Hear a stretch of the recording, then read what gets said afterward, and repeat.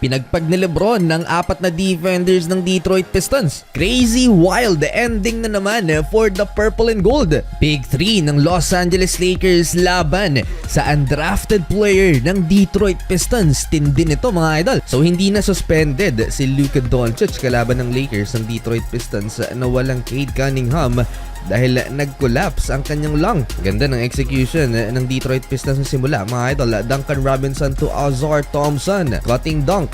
Unselfish naman si Lolo Bron to Luka Doncic from distance. Well, kahit walang Cade Cunningham, solid pa rin ang lineup na to ng Detroit mga idol. 3 games in a row so far. Eto pa, Tobias Harris to Dennis Jenkins. First 9 points ng Purple and Gold ay nagmula kay Luka at AR. LeBron James to Luka Doncic again. Under right now. Luka in deep though, doing damage. Dikit ng laban sa first quarter, Tobias Harris 3-pointer sa right corner and LeBron James drop pass to DeAndre Ayton. Easy two-handed dunk. Aksidente namang na-injured si LeBron James sa pasa ni Luka Doncic. Di nasalo ni Lolo Bron ng bola mga idol, na-injured ang daliri ng 41 years old superstar. Pinaisa lang si AR 1 out of 4 to start the game, kaya napabuhat na naman si Luka Doncic sa first quarter. Highly contested 3-point jumper sa harap ni Ron Holland II. Fast break, Kevin Huerter sinama pa si AR sa poster. Nabulag naman yata ang referee sa play na to mga idol.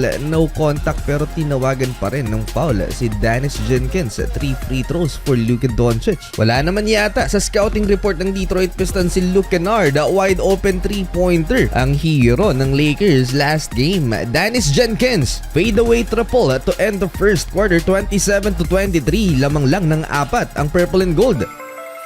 Luka Doncic, superstar effort mga idol, pero bumalik ng locker room si Luka saglit lang at nakabalik din naman kaagad sa bench. Back in the game si LeBron James, may iniindang injury, dinoble team ng Pistons, ipinasok si Jared Vanderbilt. Nice pass from LeBron James. Bumagal ang pace ng Los Angeles Lakers, malalim ang lineup ng Detroit Pistons. AR to Jackson Hayes alley-oop slam, and LeBron James hindi na ibenta ang acting niya sa referee. Gusto sanang i-challenge ni Lolo Bron pero hindi pinagbigyan ng coaching staff ng Lakers. Papangit naman ng mga shot selections ni Austin Reeves. Pinipilit niya yung mga mahihirap na tira sa ilalim. Down the middle, blocked that time. Without Luka Doncic on the court, big problem for the Los Angeles Lakers. Na-outscore ng second unit ng Detroit Pistons ang bench players naman ng Los Angeles Lakers. Lamang na ang home team 38-35 dahil sa tres na to ni Kevin Huerter.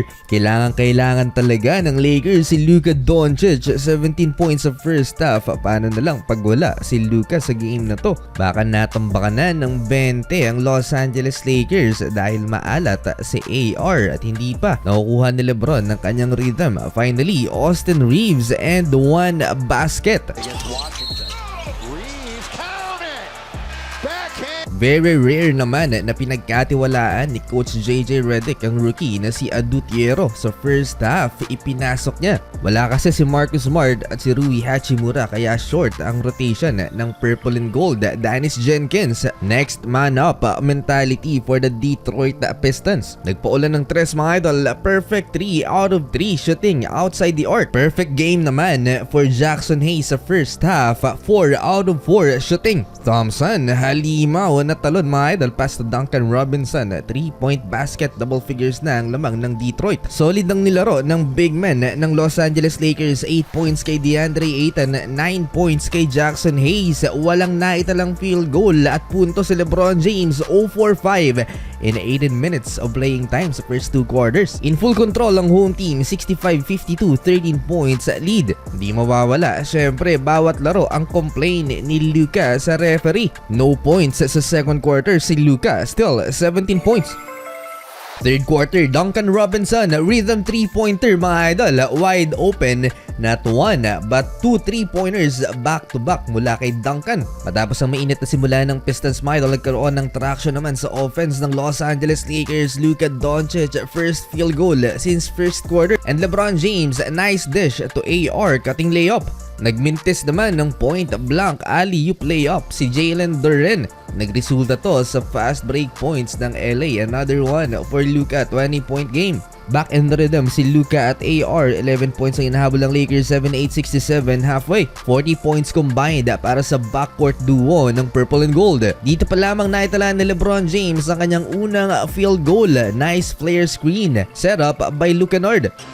So they have all the points. LeBron looking to scratch. Followed by AR 3-pointer, single digit na lang ulit ng lamang ng Pistons. Maabot lang naman ng 16 points ang biggest lead ng home team dito sa third quarter. Pero mabilis na nag-flip ang momentum. Natahimik ang crowd sa supalpal ni LeBron James. And Jackson Hayes two-handed slam. Parang namatayan ng crowd sa run ng Los Angeles Lakers. 28 points in 3 quarters for Luka Doncic. Luka, here he goes all the way. Score! At eto ang matindi mga idol, under 60 seconds sa third quarter, Luka Doncic tough bucket from distance to tie the game at 87. Straight away. Got it! Yes, sir! May sagot ng Detroit Pistons para makalamang ng dalawa. End of third quarter mga idol, 89-87.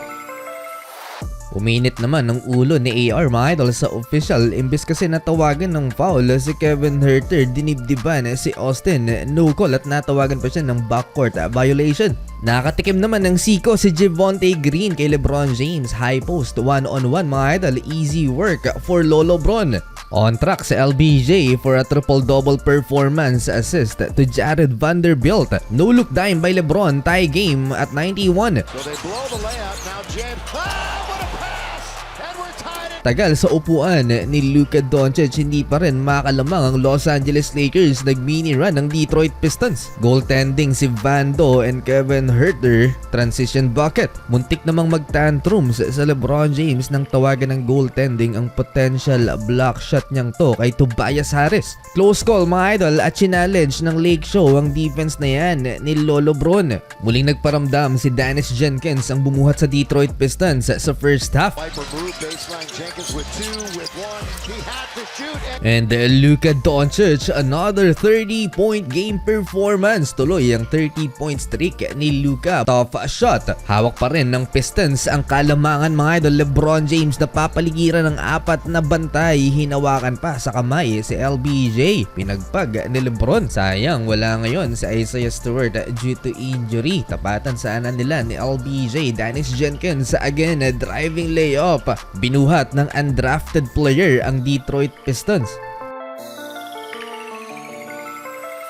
Down the stretch, one possession game, DeAndre Ayton clutch 105-102. Kung may Duncan Robinson ng Detroit Pistons, may Luka Nord naman ng Los Angeles Lakers. Dati rin nilang player to na foul ni Duncan outside the arc. Tabla ulit sa 105 ang talaan last 2 minutes. Buong buo ang tiwala ni Luka Doncic kay Luka Nord for the lead. Sala, good look sana yun for potential cold-blooded 3-pointer. Pero last 1 minute mga idol, nakalamang ang Los Angeles Lakers dahil kay DeAndre Ayton from the stripe. 34 seconds left mga idol. Costly foul by Jake LaRavia kay Dennis Jenkins. 2 free throws. Daming options sa clutch ang Los Angeles Lakers. AR for the lead. 24 points for Austin. Reeves is in the lane. Reeves, his shot is good! Mahaba pa ang oras sa game clock, 29 seconds. Big shot after big shot. Dennis Jenkins again for the lead. Other side, it's down. Now Chaos ang nangyari mga idol sa crunch time. Luka Doncic for the lead pero mintes na. Foul game ang nangyari at na-break na ang winning streak ng Los Angeles Lakers. Nakaligtas ang Detroit Pistons.